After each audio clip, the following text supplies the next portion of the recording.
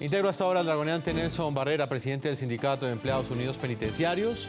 Él estuvo entre el año 1997 y el año 2000, hizo parte de la cárcel Modelo de Bogotá, era uno de los guardias que de alguna forma presenciaba la situación que se vivía en ese momento en esa prisión. Señor dragoneante, quisiera que usted le relatara a nuestros televidentes por qué en ese momento el control de esa cárcel, de la cárcel Modelo, prácticamente estaba en manos de la delincuencia común, de los paramilitares y de las guerrillas. Bueno, hay que contextualizar varias situaciones para esa época. Recuerden que estábamos en naciente proceso de paz con la guerrilla de las FARC. Las autodefensas también estaban empoderadas y teníamos la delincuencia común. Para nadie era un secreto que las cárceles es el reflejo de la sociedad y eso fue lo que se vivió en ese momento. Por orden presidencial, orden del ministro, se nos prohibía, por ejemplo, a los guardianes en la cárcel Modelo subir más allá del segundo piso. Solamente se nos dejaba entrar a requisar los primeros pisos para verificar que no hubiesen túneles. Seguidamente se nos ordenaba salir. Esto no porque los directores lo quisieran así, sino porque desde los mismos ministerios y demás ordenaban que fuera así. No, varias veces se pidieron que se hicieran operativos con la Fuerza Armada, Policía, Ejército, y la respuesta de varios ministros fue no, no porque nosotros somos humanistas. Ya cuando suceden las cosas, pues se hacen investigaciones frente a estos hechos y tengo sentencias de la Procuraduría que han absuelto a los directores porque encuentran que pues, definitivamente se hizo lo que se pretendía, pero no se tuvo apoyo del gobierno. Dragoneante, ¿qué información tiene usted o qué recuerda, por ejemplo, de hace ya 17 años, de lo que se vivía en las cárceles y que está siendo documentado e investigado en este momento por la Fiscalía General? ¿Se hablaba en ese momento, se tenía certeza de que estaban descuartizando presos al interior de la Modelo y estaban lanzando sus restos en las alcantarillas? Varias investigaciones nacen con ese entendido, ¿sí? Disciplinariamente. Pero hay algo que sí nace de la ficción y lo recuerdo muy bien, y es que los visitantes fueran desaparecidos. Me refiero a los visitantes familiares o demás personas. Esto no es tan cierto porque siempre algún visitante que entra a la cárcel se hace bajo los procedimientos, que es dejar su documento de identidad y hacer la reseña de cadactilar.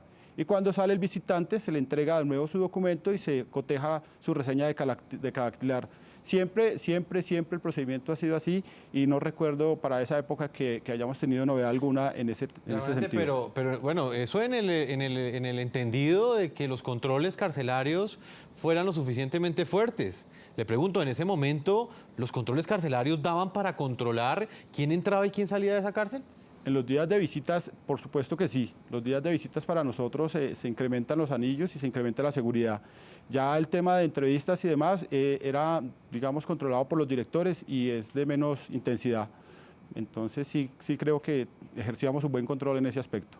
Mayor Ángel Eduardo Rodríguez, ¿qué tanto poder tenían ustedes en ese momento en las cárceles? Y se lo pregunto porque me imagino que nuestros televidentes pensarán que prácticamente era un riesgo para ustedes estar dentro de una cárcel. Siendo ustedes los guardianes, ¿estaban mejor armados los presos que ustedes mismos? Pues prácticamente sí, lógico que los internos tenían el poder de las cárceles, porque tenían el poder económico, por medio de del mismo narcotráfico, tenían el poder por medio precisamente de la parte subversiva, de los paramilitares, la delincuencia común, y la guardia pues era mínima para el control. Como le decía anteriormente, Gerson, es imposible 2 guardianes controlar un patio de 1.500, 1.800 internos.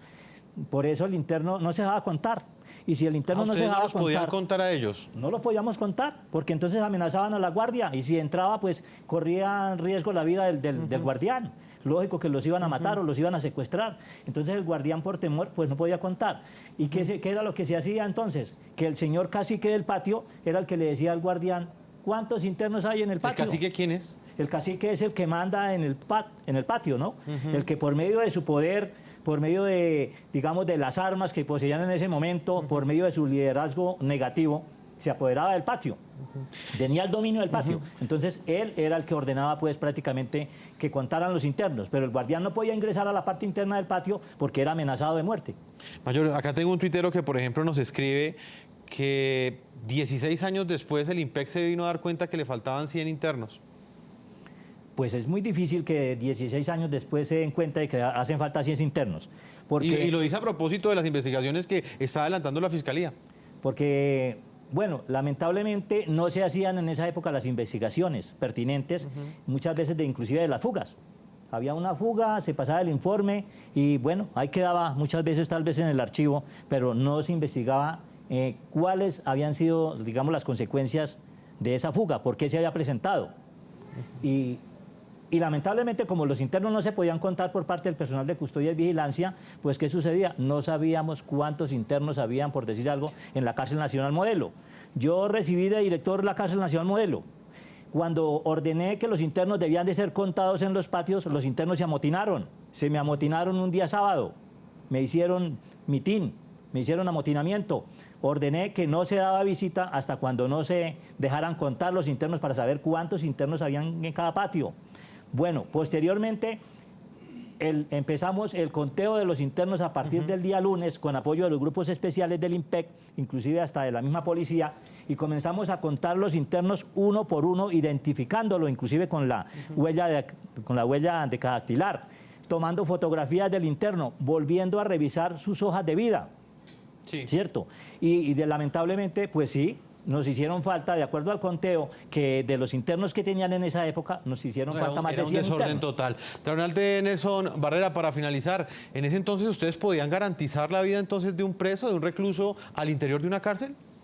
No, considero que no estaban las condiciones dadas para llegar a tanto. Y vuelvo y lo repito, las falencias eran suficientes, demostrables. No había guardia, no teníamos implementos, no había apoyo de las fuerzas externas y el número de internos era mayor al número de guardianes, eso totalmente dado.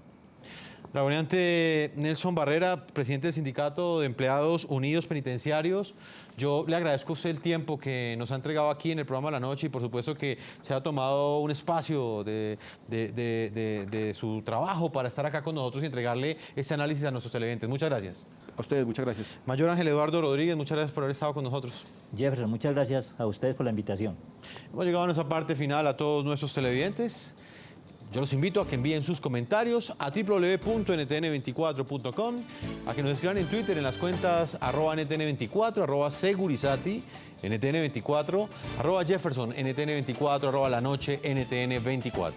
La Noche seguirá encendiendo las luces para que usted vea el punto clave de la noticia. Muy buenas noches.